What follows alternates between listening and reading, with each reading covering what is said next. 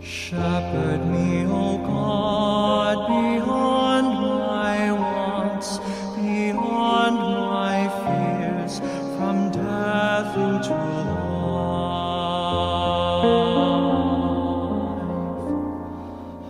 God is my shepherd, so nothing shall I want. I rest in the meadows of faithfulness and love.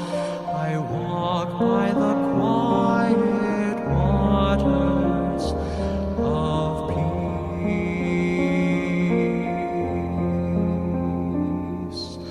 Gently you raise me and heal my weary soul. You lead me by pathways of righteousness and truth.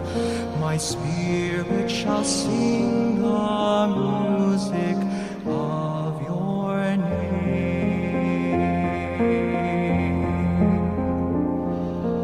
Though I should wander the valley of death, I fear no evil, for you are at my side.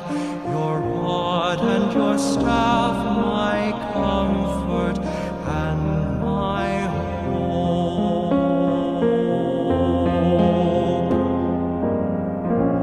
You have set me a banquet of love in the face of hatred,